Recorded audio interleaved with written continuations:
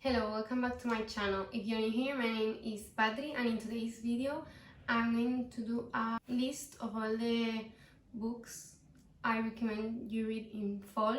Some of them make sense, some of them don't. First, I'm going to talk about two tropes that I think fit really well with a cozy reading in fall, but don't necessarily make sense because some of them are during summer, but just the vibes of the trope make it like really nice as a fall read.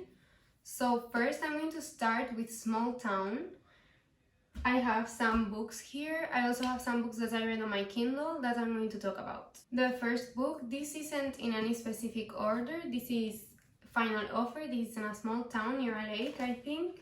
No, I don't think, I know, because I already read it. I loved this book. It was a 5 stars for me, but it's the third book in a series. I guess you could read it without reading the others, but to get the full experience, it's better if you read the 3 books in the series. Then another series that the full series is in a small town, so you can read it all. First we have Things We Never Got Over, then we have Things We Hide from the Light, and the third one is Things We Left Behind, but that is coming.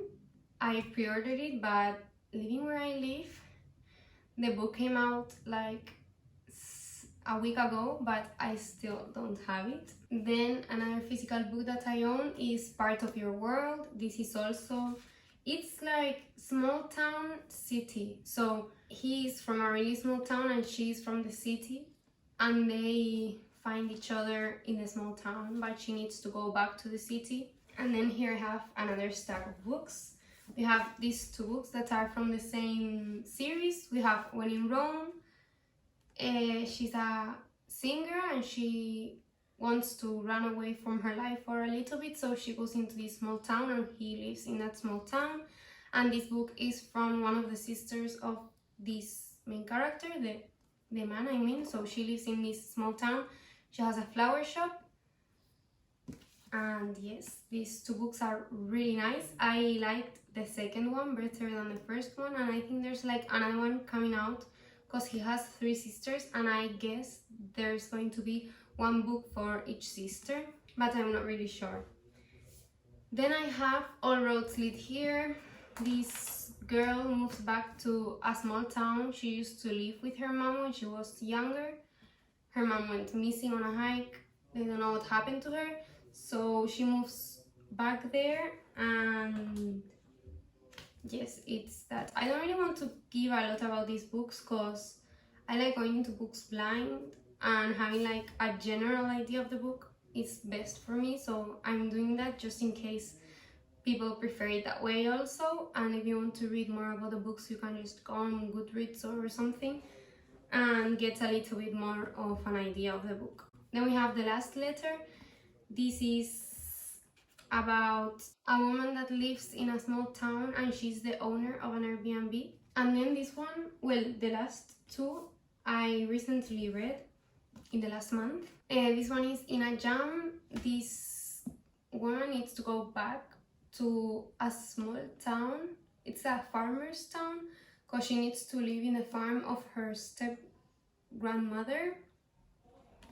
But a really nice book. I loved it. There's another book from the same town that's out already. It's called Shocked, I think. I have it on my Amazon cart, but I haven't bought it yet. And I'm going to talk about the books that I read on my Kindle but are also part of this small town trope.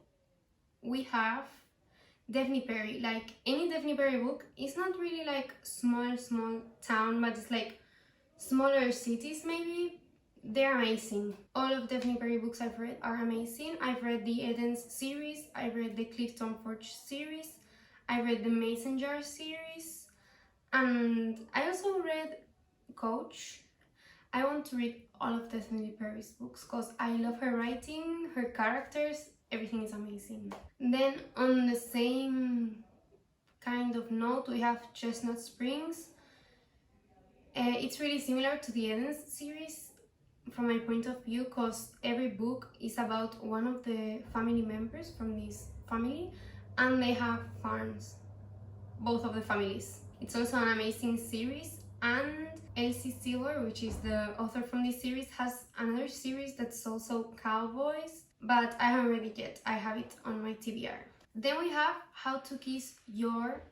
the name of the series is not, it's the Hawthorne Brothers, but every title is How to Kiss Your Best Friend, How to Kiss Your Grumpy Boss, How to Kiss Your enemy, and then there's one coming out that's How to Kiss a Movie Star or something like that. But this series is really similar to the Edens, but it has more of a rom-com vibe to it. It's not that serious romance. So I really enjoyed it. I had a lot of fun reading those books. How I thought about them after the fact? Maybe once or twice, but I did really enjoy it while I was reading it, and it was like a really cozy read. And you get to know like all the members of the family when you get into the next book, so it's really nice. Well, I'm not really sure if they are like brothers. I think they are. Yes, because it's called Hawthorne Brothers, obviously. And that's the last from the small town. I guess I've read more small town romances, but I couldn't think about anything more from the top of my head, and I wanted to talk about the ones that came to mind, because if they come to mind, it means that they were like really enjoyable when I read them, so I didn't forget them. Then another trope that I really enjoy is the small parent / guardian trope. It needs to be well written, but the ones that I'm going to talk about, obviously, I really liked the kid aspect of the book.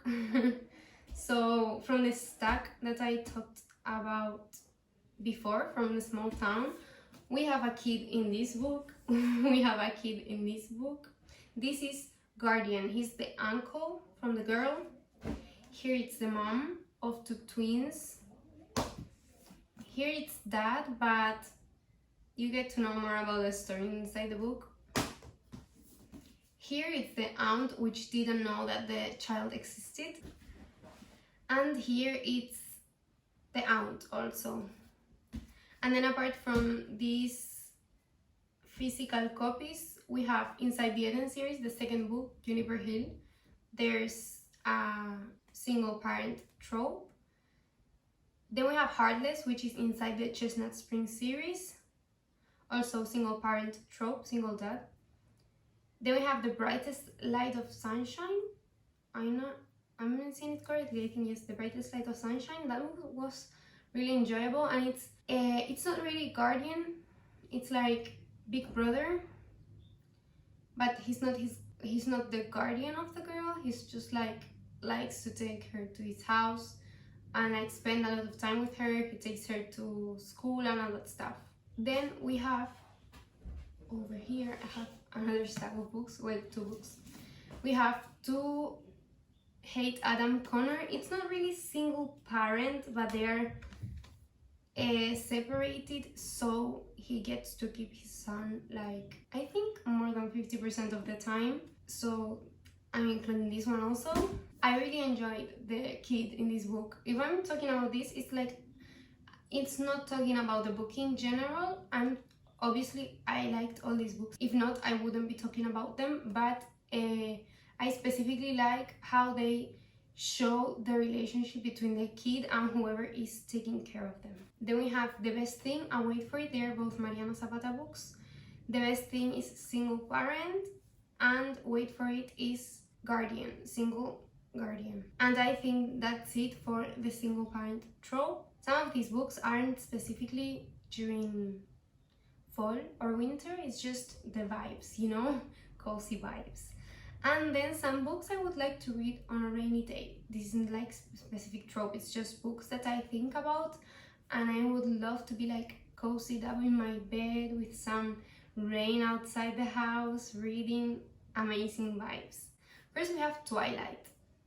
I don't know how we're feeling about Twilight, but I do love it, so yes. Then we have ACOTAR. I don't have the physical books, but they are coming in the mail because I bit the bullet and I decided to buy them, so they're coming in the mail. I'm so excited because I already read them. I love them so much. I want to reread them, tap them, have them, all the stuff. Then we have the Addicted / Calloway Sisters series. I only have the first book here, but over there on my bookshelf I have more of them. I'm buying them little by little. I really enjoyed this series when I read it for the first time, and the same with ACOTAR. The same that I'm doing with ACOTAR. I just bought them after reading them because I enjoyed them so much, and I'm currently rereading them. I just finished Hothouse Flower. This has another trope that I think is like super cozy, super good for the fall time, that is found family. Really nice to read on a rainy day. And then I think personally, maybe it sounds crazy, but it's the feeling that the author gives me. So any Mariana Zapata book I love, and I think they're really cozy. We have slow burn romance, we have always like this like amazing love between the characters. It's just crazy. I love her so much. All her writings, I don't know, I would read a Mariana Zapata book obviously any season, but specifically in the cozy season, it's just more points for it. So those are all the recommendations I have for you today. I don't know if there are a lot, because there's like a lot of series over there, but I'm just talking about things that I would love to read. You can pick and choose. So I hope you liked these recommendations. If you read some of them, you can leave it down in the comments. I would love to hear your thoughts about them. If you want more day-to-day updates, you can follow me on my Instagram or on my TikTok. And I'll see you next time. Bye!